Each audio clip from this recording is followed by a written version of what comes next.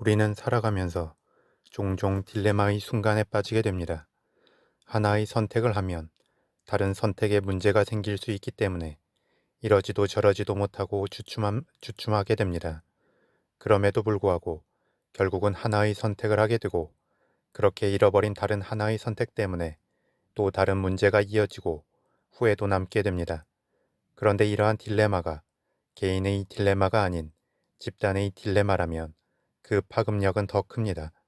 그리고 그 딜레마의 상황에서 집단에 소속된 사람들을 이끌고 하나의 길로 인도해야 하는 리더의 고뇌는 이루 말할 수 없을 것입니다. 한국전쟁 중에는 많은 집단적 갈등이 있었습니다. 이념과 정의, 종교 사이에서 사람과 집단은 가치관의 혼란과 함께 딜레마, 딜레마에 빠졌습니다. 그 상황에서는 누구도 옳다고 할 수 없었고 누구도 옳지 않다고 할 수도 없었습니다. 김홍국의 순교자라는 책은 바로 한국전쟁 중에 발생한 하나의 사건을 배경으로 각각 소중하게 여기는 자신의 가치 기준을 가진 사람들의 딜레마와 결과적 선택을 보여줍니다. 각자의 선택에서 소설은 누가 옳다고 말하지는 않습니다. 다만 그나마 공통적으로 추구해야 할 하나의 막연한 가치 기준을 은연중에 제시합니다. 그것은 바로 인간에 대한 사랑입니다. 인간이 동물과 구분되는 세 가지 큰 무형의 발명품이 있다고 합니다. 그것은 바로 정치, 종교, 언어입니다. 그리고 이 세 가지의 무형의 발명품으로 인해 인류는 수많은 갈등과 통합을 겪었고 그것은 지금도 진행되고 있습니다. 그런데 이 세 가지 발명품 모두는 인간의 필요에 의해 만들어진 것이고 그것이 추구하는 공통된 목표도 결국은 인간을 위함입니다. 따라서 순교자라는 책에서 보여주는 인간에 대한 사랑의 가치는 시간과 공간을 넘어서 모든 사람이 공감할 수 있는 것입니다. 이 책의 배경은 한국전쟁 당시 연합군이 평양을 수복해서 평양에 주둔했을 때입니다. 그때 국군과 미군은 평양 수복 전에 14명의 목사가 북한군에게 잡혀가서 고문을 받다가 12명이 처형된 사실을 알게 됩니다. 이 사건을 놓고 국군은 북한 공산당의 잔악함도 알리고 기독교라는 공통의 종교로 미군과 우호도 증진시킬 겸 처형당한 12명의 목사를 순교자로 만들고자 합니다. 이에 육군의 정치정보국 평양 파견대에서는 장대령과 이대위에게 이 사건에 대한 조사를 맡깁니다. 그런데 조사라는 것은 하나의 명분일 뿐이고 국군에서 원하는 사건의 결론은 하나였습니다. 그것은 바로 사건의 진위 여부를 떠나서 북한군에게 처형된 12명의 목사는 순교자라는 것입니다. 이에 대해 장대령은 국군의 의도를 잘 이해하고 본인도 그러한 의도에 전적으로 공감합니다. 하지만 이대위는 진실은 그것이 그저 진실이기 때문에 밝혀지고 발표되어야 한다고 주장합니다. 소설은 이렇게 장대령과 이대위의 논쟁으로 먼저 진실의 의미에 대해 묻습니다. 진실은 있는 그대로의 진실과 사람들이 원하는 진실이 있습니다.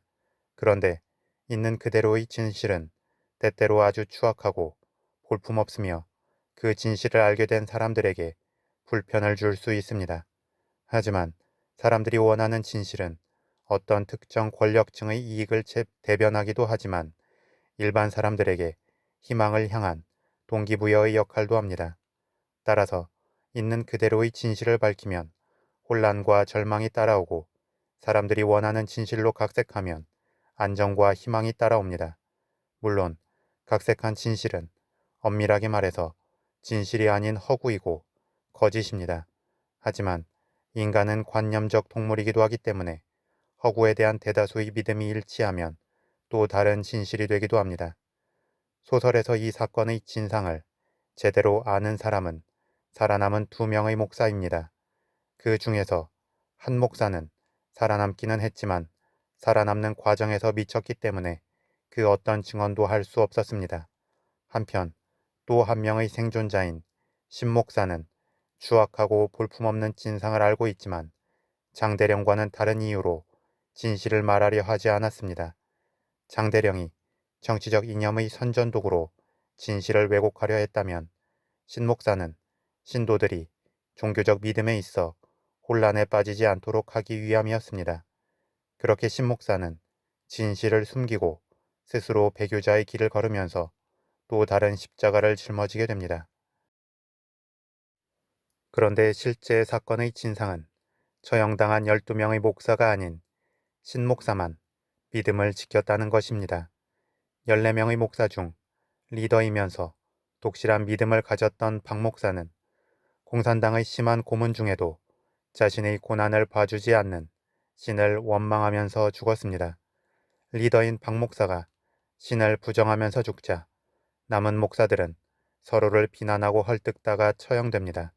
한편 신 목사와 함께 살아남은 한 목사는 박 목사로 인해 목사직에 올랐고 그를 존경하면서 멘토로 여겼지만 박 목사가 배교를 하는 것을 보면서 미쳤습니다. 한편 신 목사는 겉으로는 믿음을 지키고 살아남았지만 마음에는 박 목사와 같이 신과 믿음에 대한 회의감을 갖게 됩니다. 이렇게 소설은 신과 믿음의 존재 가치에 대해 생각하게 합니다. 인간이 어떤 종교적 믿음을 갖는 것은 삶의 혼란을 정리하고 하나의 명확한 방향성을 찾기 위함입니다. 그리고 그 방향성으로 나아갔을 때 무언가 행복한 결말이 담보되어야 합니다. 그런데 그 믿음의 결말이 참혹하고 더 큰 혼란에 빠지게 한다면 종교적 믿음의 존재 가치는 사라지게 됩니다. 따라서 어떤 믿음이 유지되기 위해서는 결말이 추상적이어야 합니다. 결말이 명확하지 않고 현생에서 다다를 수 없는 것일 때 인간은 영원한 희망을 품고 열심히 살아가게 됩니다. 따라서 신에 대한 믿음은 죽음을 초월해야 하고 그래야 순교자는 하나의 큰 상징성을 가질 수 있습니다. 하지만 죽음의 과정에서 모든 믿음을 부정하고 내려놓는다면 마치 집을 짓다가 무너지는 것과 같은 혼란과 피해가 생길 수 있습니다. 애초에 집을 짓지 않았다면 집의 구조물에 깔릴 일도 없기 때문입니다. 이 때문에 신목사는 본인 스스로도 신과 믿음에 대한 회의감이 들었지만 사람들의 믿음에 대한 희망의 십자가를 지게 됩니다. 절망적 진실이 아닌 희망적 거짓을 선택한 것이었습니다.